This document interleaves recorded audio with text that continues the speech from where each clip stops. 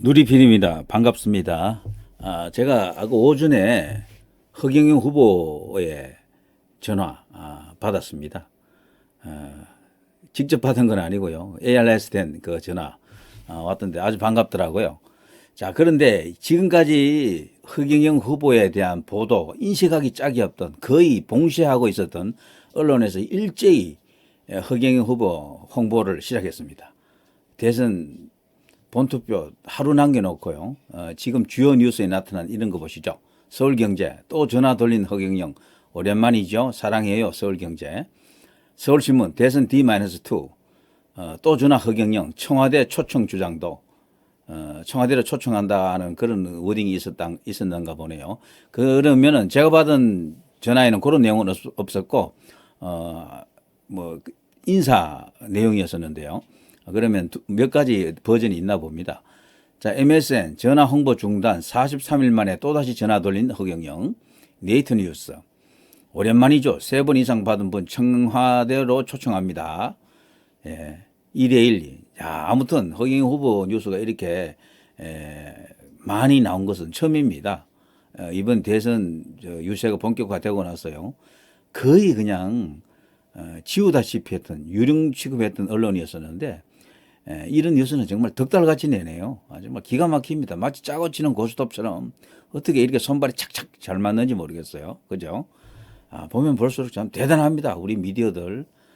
그 속성이 제도권 안에서 마치 그 자신들이 어떤 파수꾼 역할을 하는 양, 그러면서도 또 제도권 안에 또 골목대장 역할을 하는 양, 그런 식으로 지금 놀고 있는데요. 허경영 후보가 얼마나 화가 나는지 유세 현장에서 언론을 향해서 아주 경고를 날렸죠. 3천 명입니까? 언론사 명단도 지금 다 갖고 계시다 하던데요.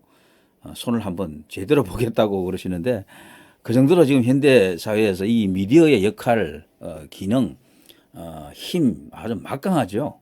그래서 미디어가 마음먹고 어느 한 정권을 죽이려고 하면 금방 또 죽입니다. 박근혜 정권이 그 대표적인 예였었고요. 또 살리려면 또 금방 살립니다. 그런 점에서 볼 때 역대 정권 중에요. 이 소위 말해 언론과 가장 이렇게 불화가 없었던 정권이 아마 이 문재인 정권일 거예요. 언론이 그렇게 심하게 그렇게 때리지 않았습니다. 그 덕에 지지율이 조금 유지된 측면이 있었어요. 물론 다른 요인으로도 지지율을 지켜낸 뭐 그런 뭐 비법이 있겠죠. 뭐 누구 말로는 세팅되었을지도 모른다. 뭐 이런 얘기도 하던데요.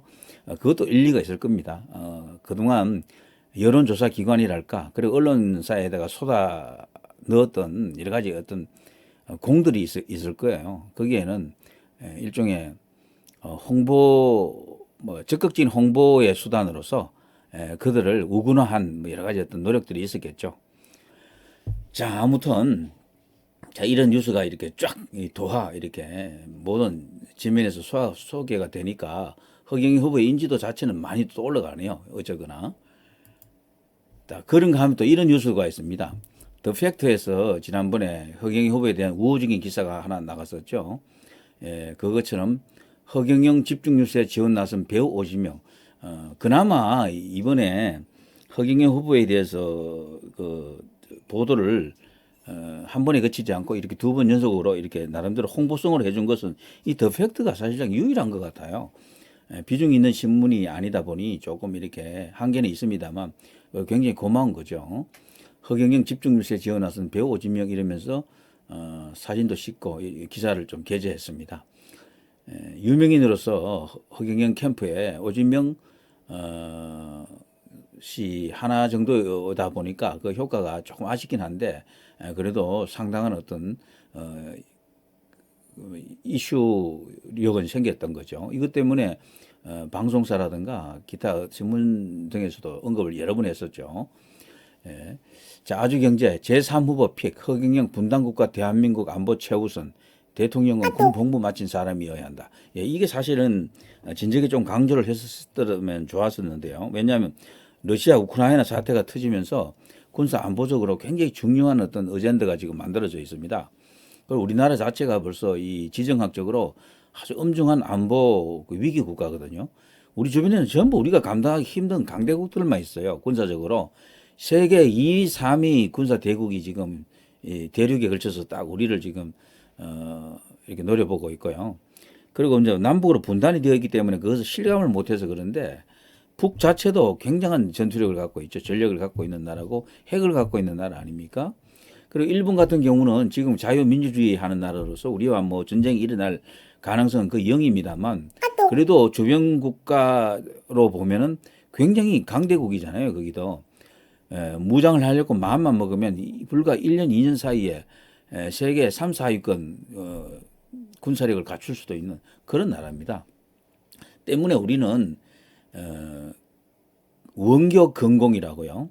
먼 나라와 친하게 지내고 가까운 나라와는 항상 이렇게 뭔가 경계를 하면서 그렇게 지내야 됩니다. 그렇지 않으면은 영토를 맞대고 있는 나라들끼리는 언제든지 이게 전쟁이 일어날 수가 있습니다. 그래서 전쟁이 일어난다는 것은 먼 나라하고 일어나는 게 아니에요. 가까운 나라하고 일어나는 거기 때문에 우리는 항상 중국이나 이 러시아, 일본 등에 대해서 어느 정도 항상 긴장 상태를 유지하면서 이 안보관을 갖고 있어야 된다 이렇게 생각하는데요.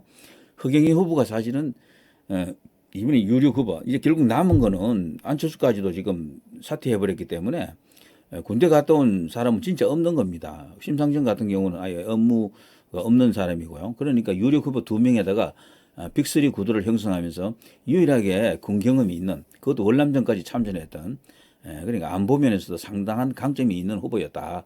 이런 점을 좀 내세우고 허경영 후보의 장점을 좀 부각을 해야 된다.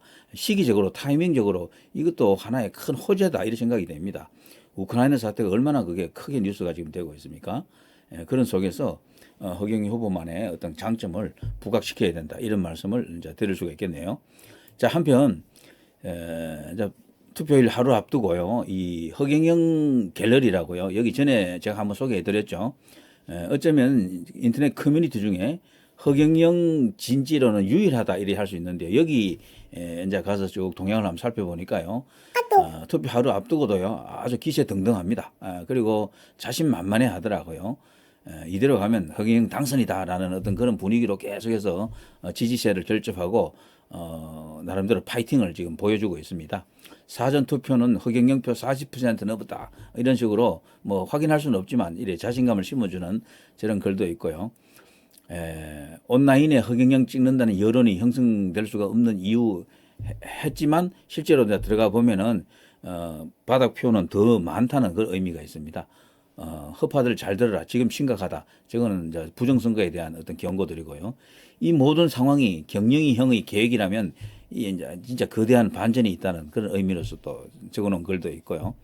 윤석열도 이미 끝났네. 허경영 후보 당선이다. 윤석열 후보에 대한 악재, 여러 가지 어떤 네거티브인지 아니면 사실인지 알 수 없지만 지금 터지고 있죠. 뭐 성상납 이런 이야기도 막 나오던데요. 아무튼 이번 대선은 끝나야 끝입니다.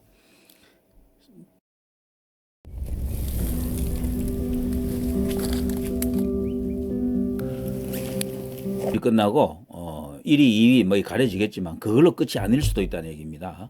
그래서 2라운드가 있을지도 모르니까 거기에 대한 대비책을 지금 갖고 있어야 됩니다. 자, 또 이런 것도 있습니다. 참 하루하루가 스펙타클하다부터 해가지고요.